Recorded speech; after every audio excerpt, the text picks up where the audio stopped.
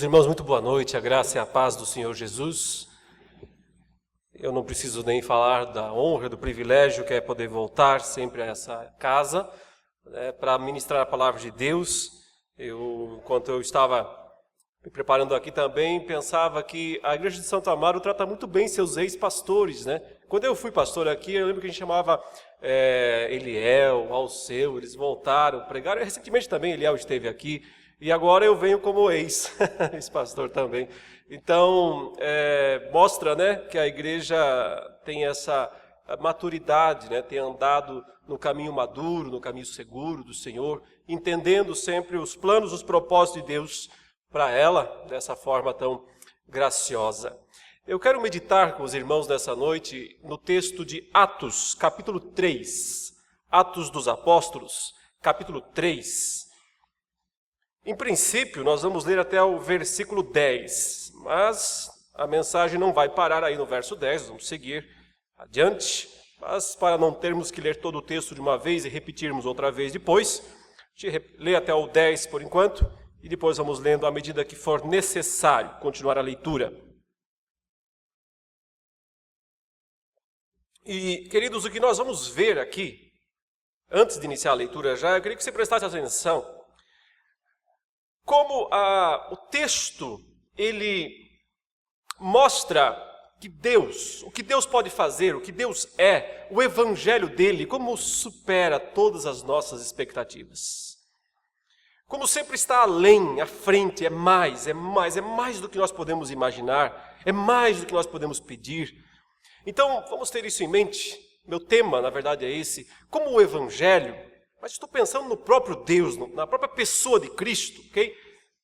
O Evangelho supera todas as nossas expectativas sempre.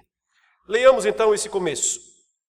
Pedro e João subiam ao templo para a oração da hora nona. Era levado um homem, coxo de nascença, o qual punham diariamente à porta do templo chamada Formosa, para pedir esmola aos que entravam. Vendo ele a Pedro e João, que iam entrar no templo, implorava que lhe dessem uma esmola. Pedro, fitando-o juntamente com João, disse: "Olha para nós." Ele os olhava atentamente, esperando receber alguma coisa. Pedro, porém, lhe disse: "Não possuo nem prata nem ouro, mas o que tenho, isso te dou. Em nome de Jesus Cristo, o Nazareno, anda." E tomando-o pela mão direita, o levantou. Imediatamente os seus pés e tornozelos se firmaram. De um salto se pôs em pé. Passou a andar e entrou com eles no templo, saltando e louvando a Deus. Viu-o todo o povo a andar e a louvar a Deus, e reconheceram ser ele o mesmo que esmolava, assentado à porta formosa do templo, e se encheram de admiração e assombro por isso que lhe acontecera.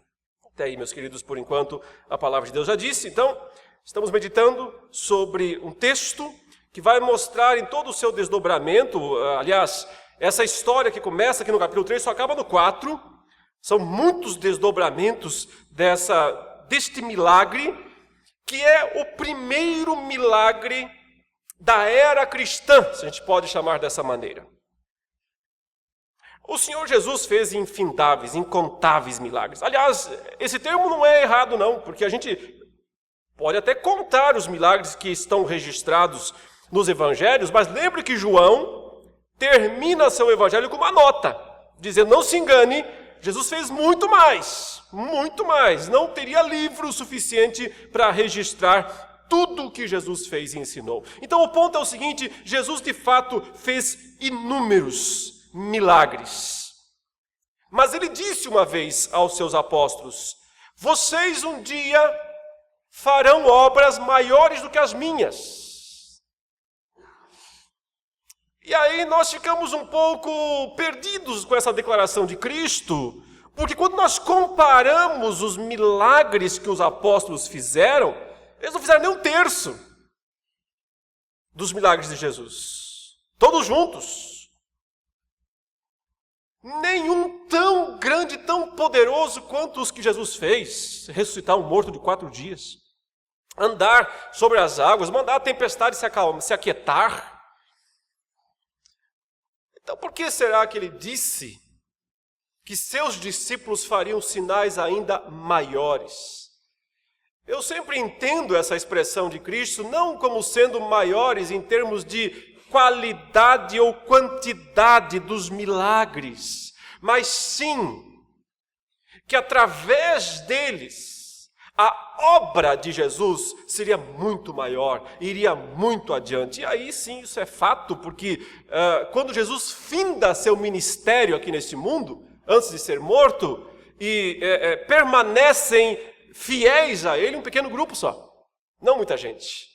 Aliás, o próprio livro de Atos inicia a narrativa dizendo que 120 pessoas ainda permaneciam fiéis a Cristo após todos aqueles eventos. Mas aqui em Atos 2, como foi lido na liturgia, num único sermão de Pedro, sem ainda realizar nenhum milagre, 3.000 pessoas se converteram. E logo mais para frente o número pulou para 5.000, e daqui a pouco já era uma multidão incontável. Igreja, cidade, o evangelho vai crescendo para o norte do Oriente Médio até alcançar a Ásia, até chegar à Europa e o mundo.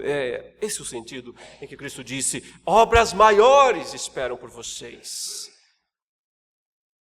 Porque o ponto é que o Senhor pode usar poderosamente o seu povo, como usou os apóstolos, para fazer coisas extraordinárias. Mas voltemos aqui, o primeiro dos milagres que os apóstolos realizam após a morte, a ressurreição e a ascensão de Jesus. Pedro e João estão indo, o texto fala na hora 9, à tarde, eles estão indo ao templo para a oração. Provavelmente era uma reunião da própria igreja nascente.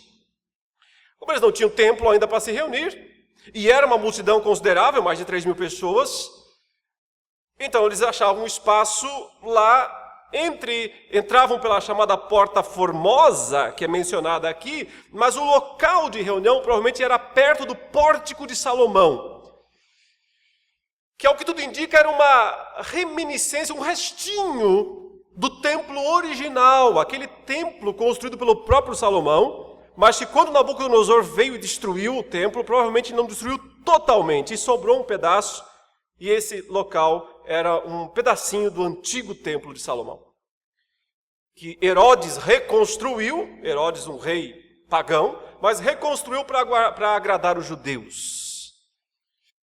Nesse lugar que tinha muito espaço, os apóstolos estavam provavelmente se reunindo.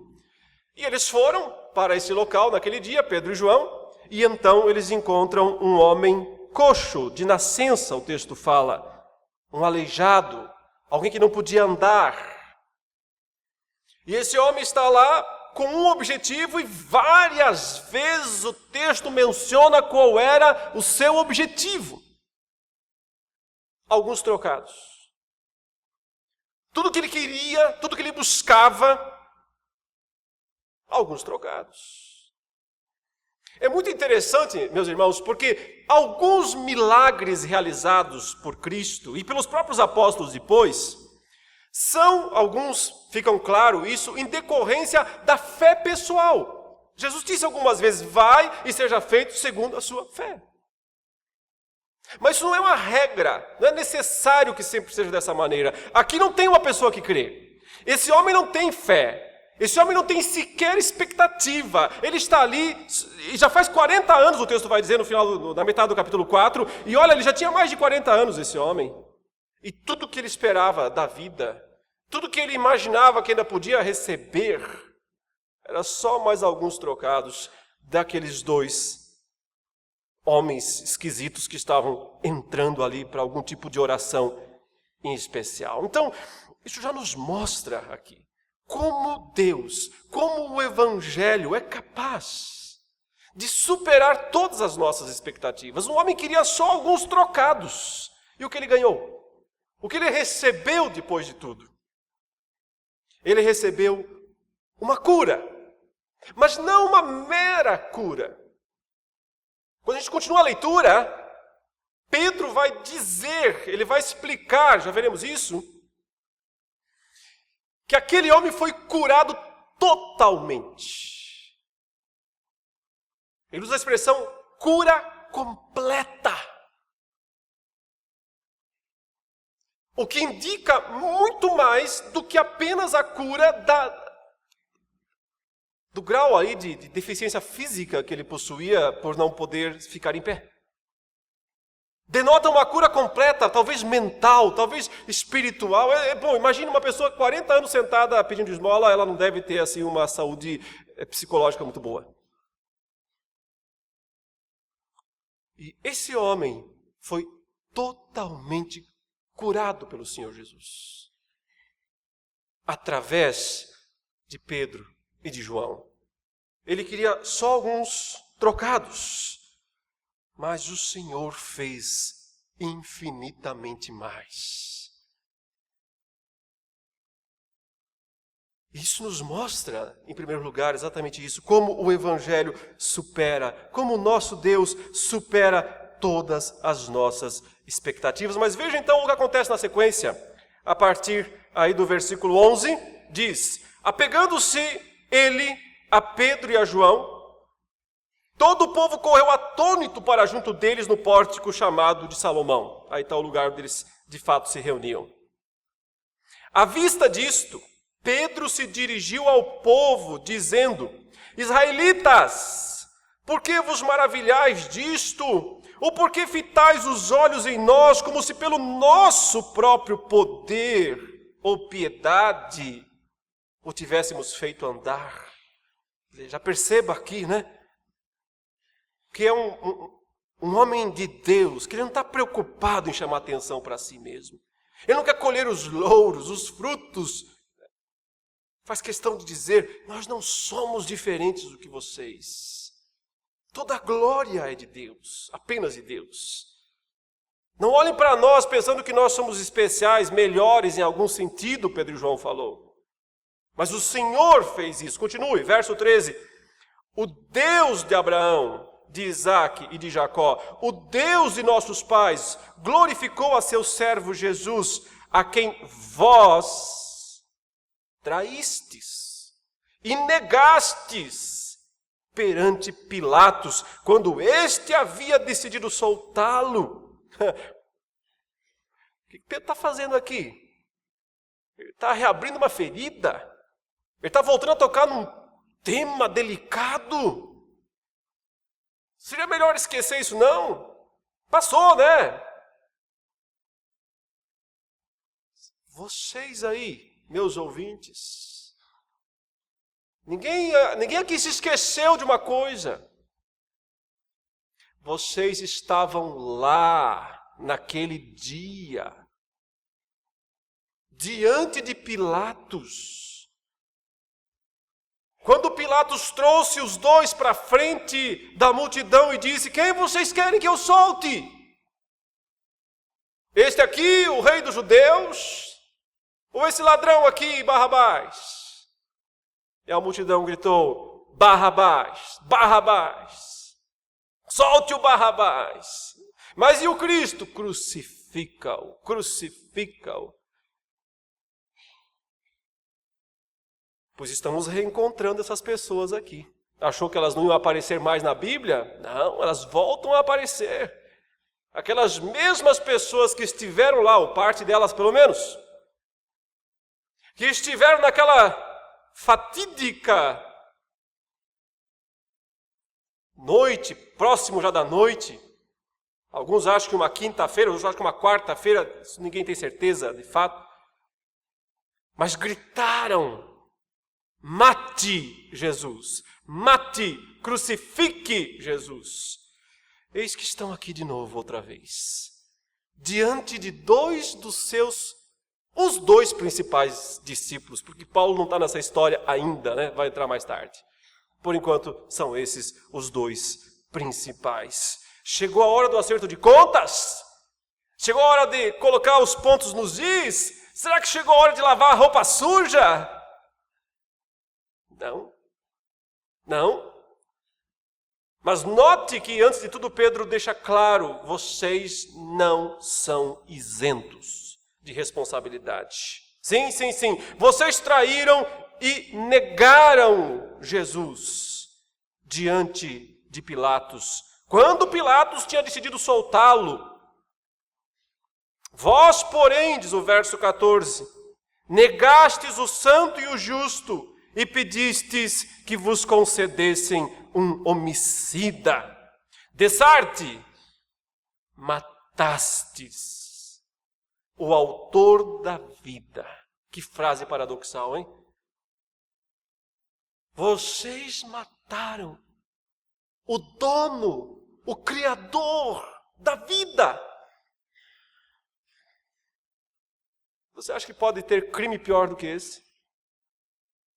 Irmãos, nós temos experiência com violência, com crime. A gente vê coisas acontecendo nesse mundo de arrepiar os cabelos. A gente fica sabendo todo dia de situações que você fala: não é possível que a pessoa tenha feito isso mesmo. A gente vê monstros andando por aí e fazendo as coisas mais absurdas e depravadas, é verdade.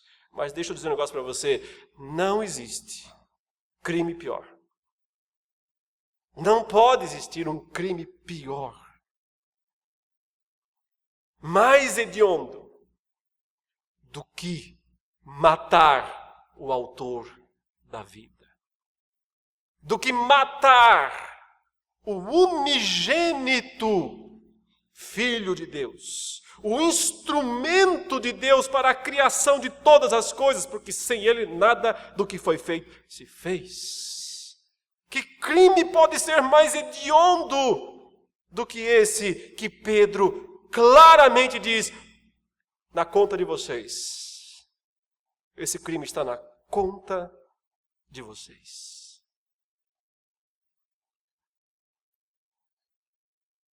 Mas Deus o ressuscitou dentre os mortos, Pedro diz. Não, o autor da vida não pode ficar morto. Deus o ressuscitou dentre os mortos e nós somos testemunhas disso, Pedro fala.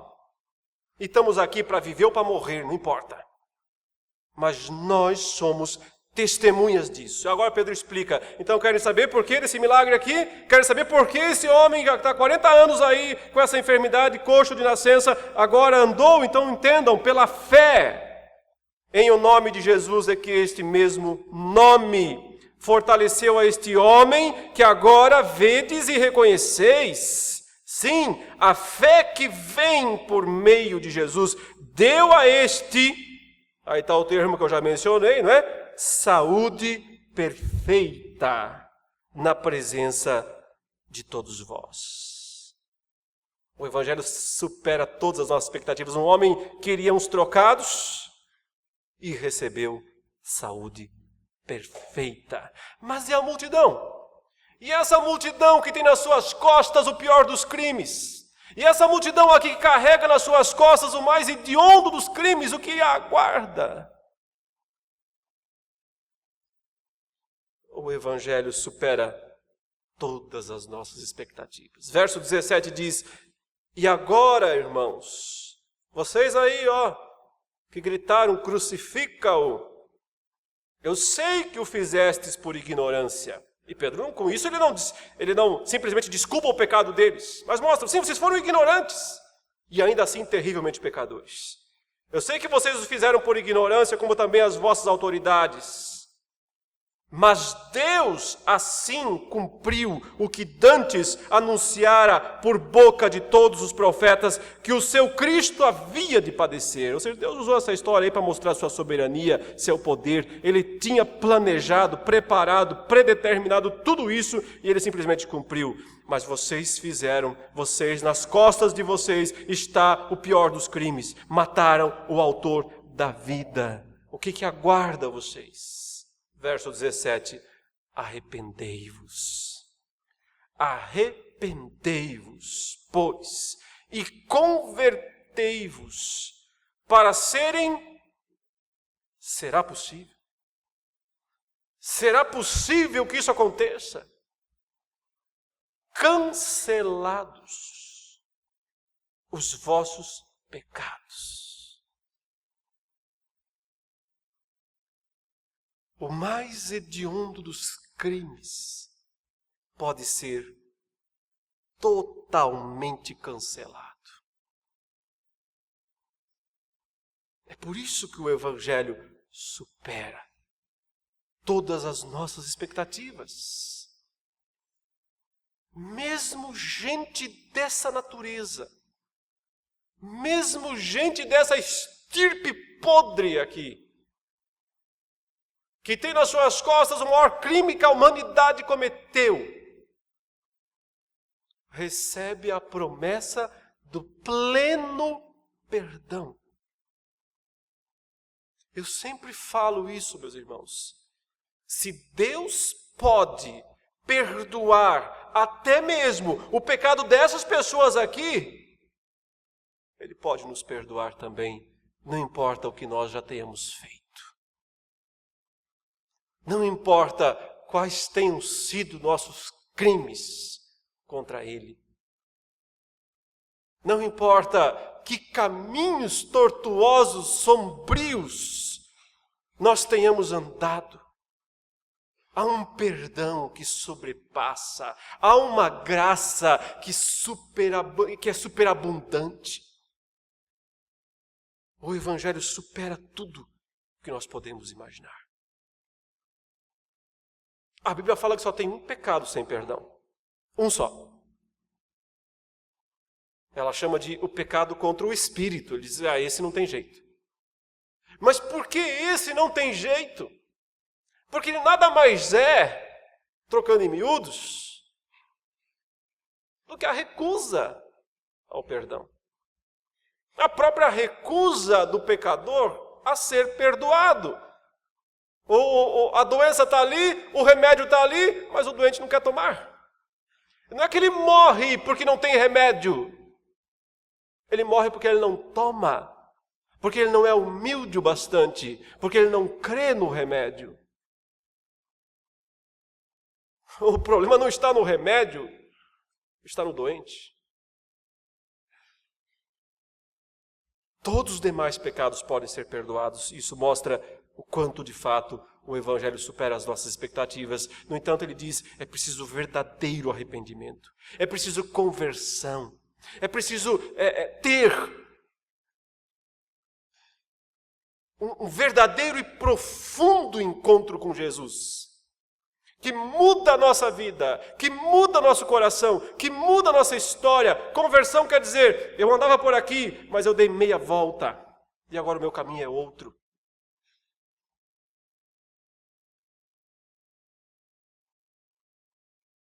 Somente a falta de arrependimento impede o perdão. Mas o verdadeiro arrependimento garante o perdão, porque o Senhor é quem promete isso. Mas ele não parou aí. Verso 20, ele diz, a fim de que da presença do Senhor venham tempos de refrigério, e que envie ele o Cristo que já vos foi designado, Jesus, ao qual é necessário que o céu receba até os tempos da restauração de todas as coisas, de que Deus falou por boca dos seus santos profetas desde a antiguidade. Disse, na verdade, Moisés, o Senhor Deus vos suscitará dentre vossos irmãos um profeta semelhante a mim. A ele ouvireis em tudo quanto vos disser. Acontecerá que toda alma que não ouvir esse profeta será exterminada no meio do seu povo. E todos os profetas, a começar com Samuel, assim como todos quantos depois falaram, também anunciaram esses dias. Vós sois os filhos dos profetas e da aliança que Deus estabeleceu com vossos pais, dizendo a Abraão, na tua descendência serão abençoadas todas as nações da terra. Tendo Deus ressuscitado a seu servo, enviou-o primeiramente a vós outros para vos abençoar, no sentido de que cada um se aparte das suas perversidades. Irmãos, todos os sinais, todas as curas que o próprio Cristo realizou e que os apóstolos também fizeram, em primeiro lugar, são todas literais. Curas literais, reais, não tem nada aqui de simbolismo, coisa parecida, são curas de fato. O Senhor tem poder para curar, para restaurar. Duvidar disso é duvidar do poder de Deus. Foram curas reais. Mas algo que a Bíblia nos ensina é que elas não foram fins em si mesmas, essas curas. Elas eram mais do que uma mera cura, elas eram sinais. O termo usado é sinal. Um sinal quer dizer algo que está apontando para algo. E ela não aponta para si mesma, a cura. Ela está apontando para algo maior. Quase sempre o Senhor Jesus, após fazer algum tipo de cura, ele tem uma pregação em seguida, né? Ele abre os olhos ao cego e ele diz o quê? Eu sou a luz do mundo. Quem me segue não anda em trevas.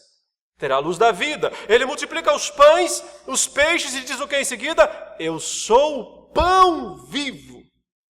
O pão da vida. Que desceu do céu.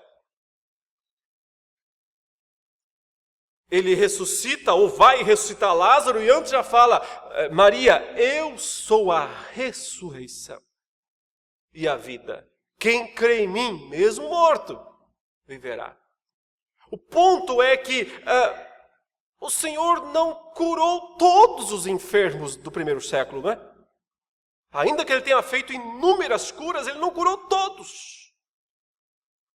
Porque ele decidiu curar alguns e não todos. Porque esses sinais, esses milagres realizados por Jesus, além, evidentemente, de serem bênçãos pontuais e específicas para determinadas pessoas, eram sinais que apontavam para uma cura muito maior. Uma cura muito maior. Olha o que o texto está dizendo. Pedro está usando esse exemplo desse homem que recebeu saúde perfeita, ele diz. Ele só queria uns trocados e saiu com a saúde perfeita, mas vocês que acham que só podem ser condenados e vão sair com o perdão completo, entendam que tudo isso é só uma amostra grátis do verdadeiro presente. Entendam que tudo isso, e isso não é pouco, é grande, essa cura é grande, mas ela é pequena, perto do que ele está prometendo aqui. O verso 21 diz que Jesus tem que ficar nos céus até os tempos, esta é a palavra, da restauração de todas as coisas. Uma palavra grega bonita, diz aqui até a apocatastasis. Não é bonita não, é difícil a palavra. Mas é uma palavra interessante porque ele quer dizer até que chegue aquele verdadeiro fim, onde tudo se encaixou, onde tudo foi restaurado, onde todo o mal foi banido, onde toda a sujeira foi limpada, onde todos os verdadeiros crentes, não só um ou dois ou meia dúzia, mas todos desfrutam plenamente do não tem mais dor, nem pranto, nem morte, porque as primeiras coisas passaram. É isso que ele está dizendo. Ainda que uma cura de um indivíduo como esse aqui tenha sido algo tremendo, muito maior do que ele podia querer, ele só queria uns trocados, mas o Senhor deu a ele uma cura perfeita. Agora, essa cura perfeita é quase nada se nós comparamos com isso. O que de fato o nosso Deus tem preparado para nós, seu povo.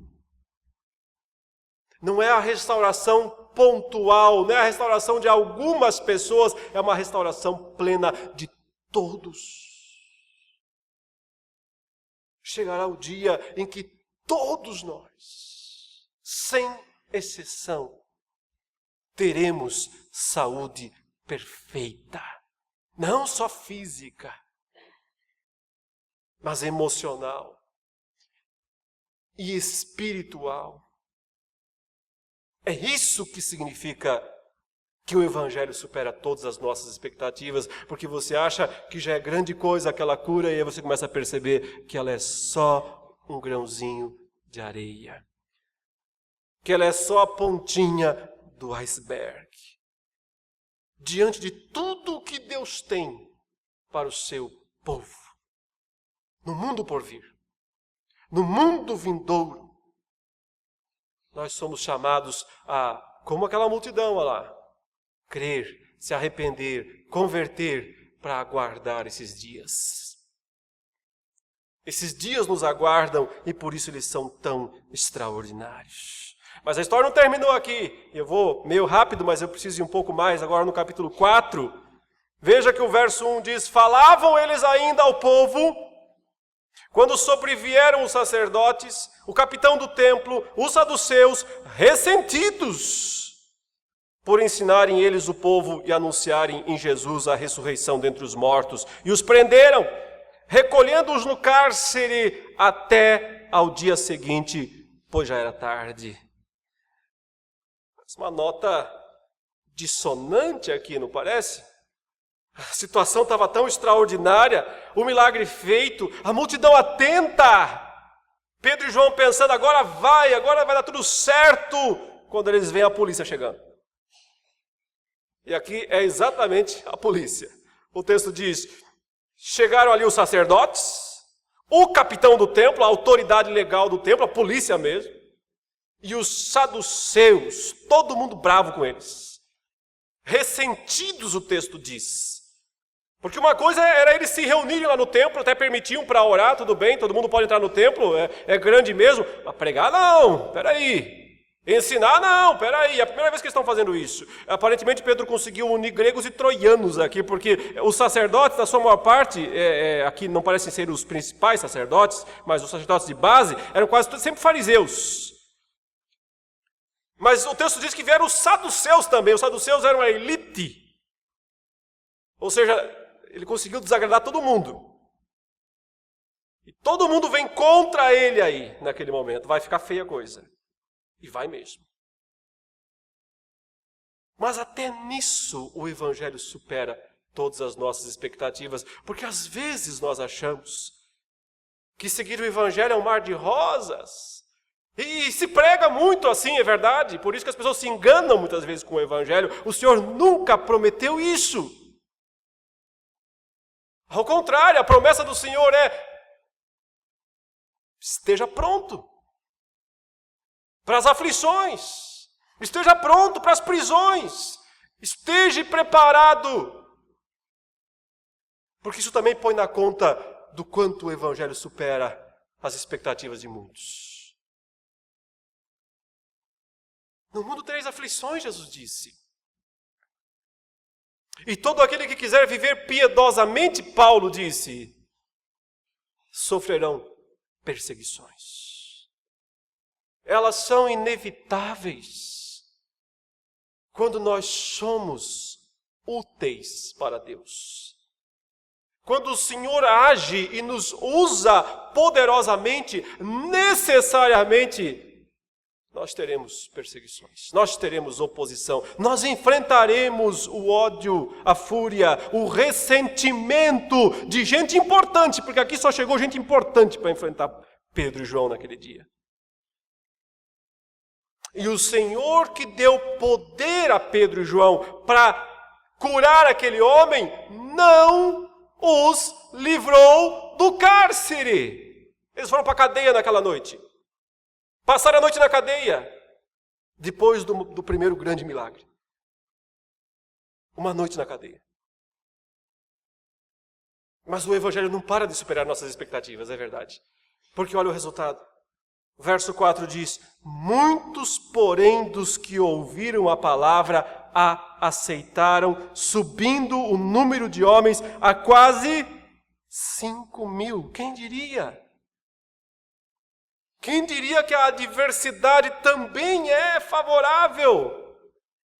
Quem diria que uma prisão pode redundar num grande avanço do Evangelho? Quem diria que o apóstolo Paulo teria que ir parar numa prisão lá em Filipos, preso num tronco, chicoteado, para um carcereiro se converter? Ou como ele diz aos filipenses, depois, escrevendo mais tarde. Como quem está dizendo, essa história é repetida, não é? Ele diz para eles, quero que vocês saibam que as minhas cadeias continuam sendo úteis. As minhas cadeias continuam, não só como quando eu estive aí em Filipos e fui preso e por isso o carcereiro se converteu, mas agora, talvez uma década depois, eu estou preso outra vez e agora toda a guarda pretoriana vem aqui me ouvir. Dentro da prisão. Quem diria que o Senhor pode usar as adversidades, as lutas, as grandes dificuldades, os problemas aparentemente insolúveis? Irmãos, essa é uma das grandes verdades da história. A perseguição normalmente gera crescimento. Quando o mundo nos ataca, quase sempre é porque o Senhor está dando uma janela, uma porta, um portal aberto, para que a sua palavra seja pregada. Como os irmãos sabem, havia um ditado lá nos primeiros séculos, que deve ter sido formulado por um homem chamado Tertuliano, um dos pais da igreja, que viveu entre os anos 150 e 220, já da era cristã, mas relativamente perto dos dias dos apóstolos. E ele formulou um ditado numa época de muitos martírios, numa época de muito sofrimento mesmo para valer. Ele disse, todo mundo já ouviu isso, o sangue dos mártires é a semente da igreja. Quanto mais semente, mais nasce planta, não é? Então ele diz, o sangue dos mártires é o semente. Quer dizer, quanto mais vocês matam cristãos, mais nascem cristãos. Porque uma das coisas que assombrava o mundo greco-romano daqueles dias era como é que essa gente morre com tanta dignidade? Como é que essa gente morre com tanta honra? Como é que esse povo enfrenta esses leões, essas vacas bravas lá no circo romano? E não esperneiam, e não desesperam, e não choram? Da onde vem essa honra? Da onde vem essa dignidade? Os martírios, eles impactaram muito os primeiros séculos. Um crescimento geralmente saudável. É claro que isso nunca é 100%. Mas um crescimento geralmente saudável porque, normalmente, uma pessoa não se une a um grupo se ela tem a expectativa de que aquele grupo vai ser morto. Normalmente não, né? Pode ser que alguém sim, mas normalmente não é muito comum isso. A pessoa dizer, bom, eu vou me unir a esse grupo aqui porque já morreu 2 aí semana passada e talvez mais uns vão morrer ainda e eu vou aí com eles. Para ver se eu ganho um pouco de dinheiro. Acho que não. Difícil. Ou seja, os interesses secundários que levam muitas pessoas a se unirem a essa ou aquela igreja tendem a se evaporar, a sumir em tempos de martírio, em tempos de perseguição. Não é? Porque se o interesse de se unir à igreja é alguma vantagem pessoal, a vantagem que você pode ter uma guilhotina, uma espada, provavelmente você vai procurar outro lugar. O Evangelho supera as nossas expectativas, meus irmãos.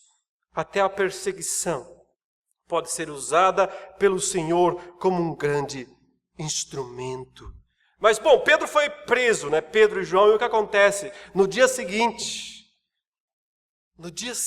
olha quem se reúne, que coisa interessante isso. O texto diz aí, no verso 5, no dia seguinte reuniram-se em Jerusalém as autoridades, os anciãos, os escribas, com o sumo sacerdote Anás, Caifás, João, Alexandre e todos os que eram da linhagem do sumo sacerdote. E pondo-os perante eles, os arguiram, com que poder? Ou em nome de quem fizeste isto? Então Pedro, cheio do Espírito Santo, lhes disse, autoridades do povo e anciãos, visto que hoje somos interrogados a propósito do benefício feito a um homem enfermo e do modo por que foi curado, tomai conhecimento vós todos e todo o povo de Israel, de que em nome de Jesus Cristo o Nazareno, a quem vós crucificastes, e a quem Deus ressuscitou dentre os mortos, sim, em seu nome é que este está curado perante vós. Este Jesus é pedra rejeitada por vós, os construtores, a qual se tornou a pedra angular, e não há salvação em nenhum outro, porque abaixo do céu não existe nenhum outro nome dado entre os homens, pelo qual importa que sejamos salvos. Veja aí, ao verem a intrepidez de Pedro e João, sabendo que eram homens iletrados e incultos, admiraram-se e reconheceram que haviam eles estado com Jesus. Acho que Pedro nunca imaginou na vida, nunca pensou, quando ele estava lá pescando os seus peixinhos no mar da Galileia, jogando redes lá, que um dia ele ia pregar para Anás, Caifás, João, todos os principais sacerdotes, toda a nata, por assim dizer, religiosa do país.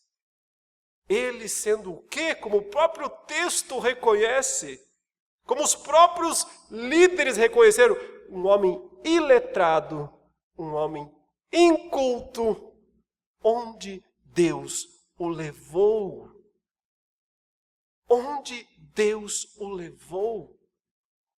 Como Deus, através do seu evangelho, supera todas as nossas expectativas. Ele colocou Pedro para pregar para o sumo sacerdote, para os dois ainda, porque eles se alternavam aí, né? Anás e Caifás, em parênteses, eles se alternavam. Quem é que mandava mais? Para não pregar só para um, Deus pôs os dois ali diante dele, para ele pregar. E para toda a liderança. E o que ele fez? Aliviou. O que ele fez? Mudou o tom do sermão. Ontem eu peguei para o povão, né? Preguei para o povão lá, o povão, eu chamei eles de assassinos, disse que eles eram os que mataram a Jesus.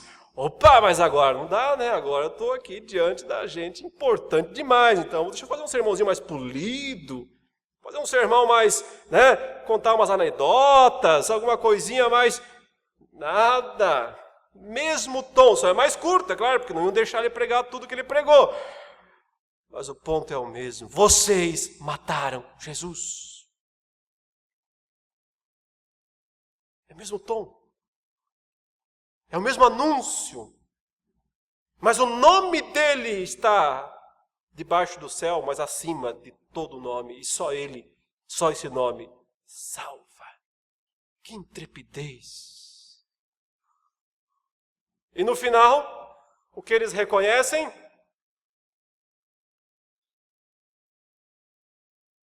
Eles dão a Pedro e a João o mais esplêndido, o mais espetacular dos títulos que nós devíamos querer buscar.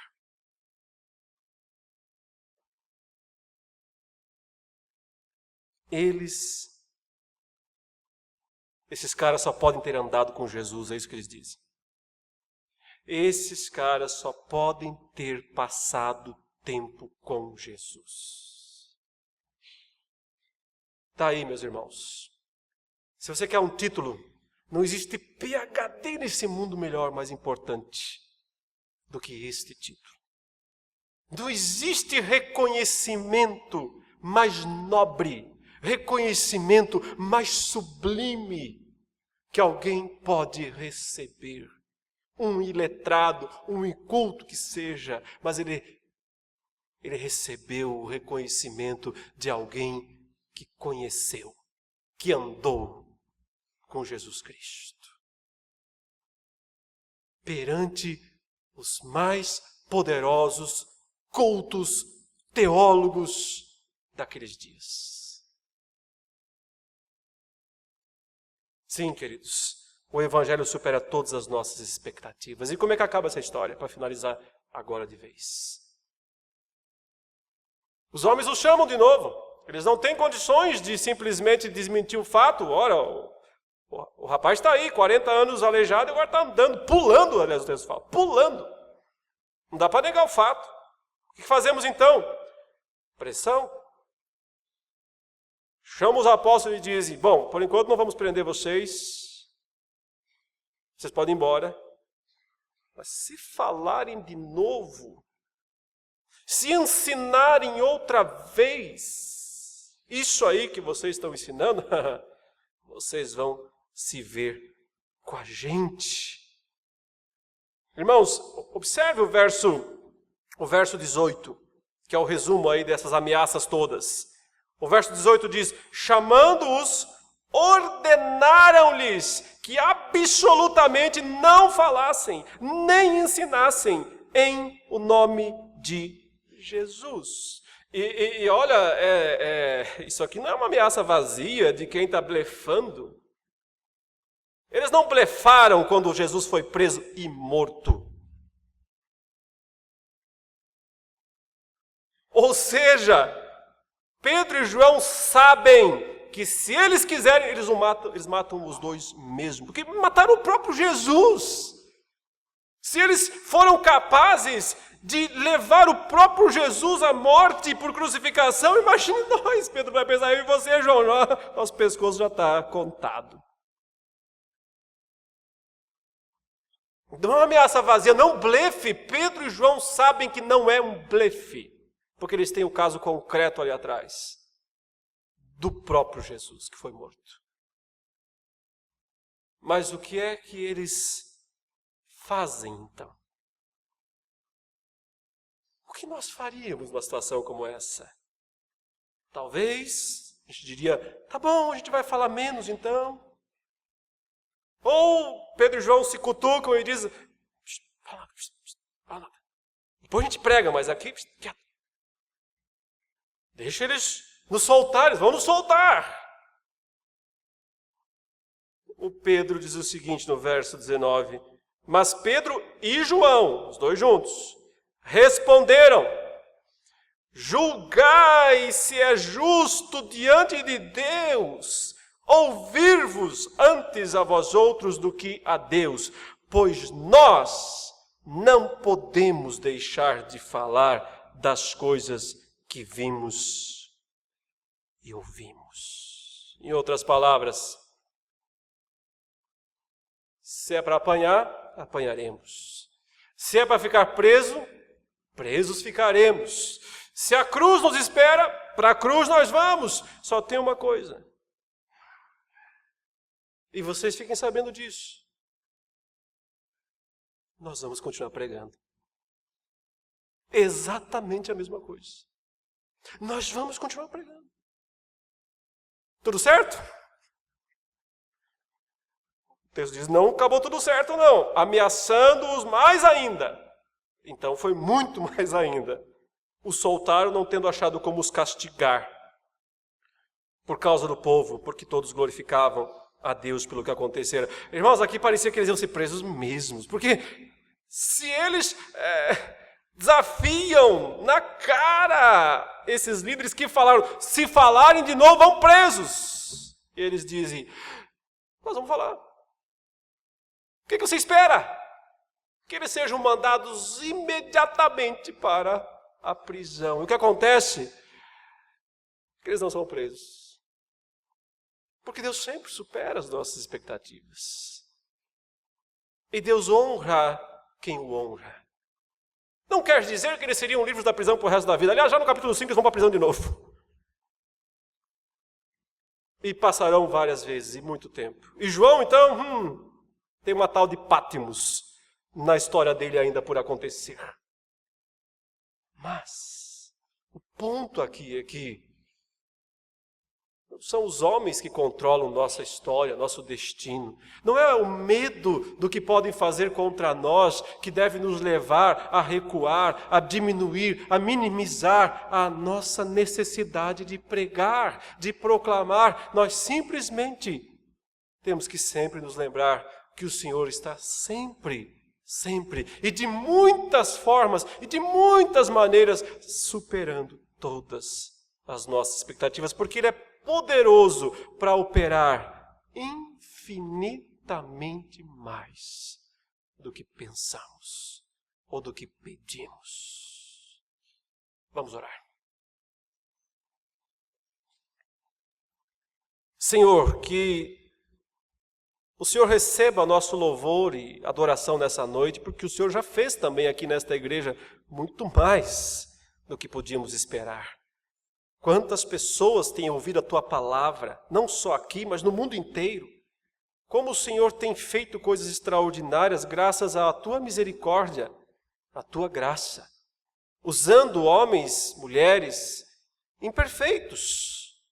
E ainda assim, superabundando a Tua graça em cada vida, em cada coração. Graças te damos por esse momento de aniversário desta igreja e te pedimos que o Senhor continue a nos surpreender, mostrando sempre a grandeza dos teus propósitos, a grandeza do teu poder, em graça e em misericórdia para conosco em Cristo Jesus. Neste nome santo, precioso, único nome que salva, é que nós oramos. Amém.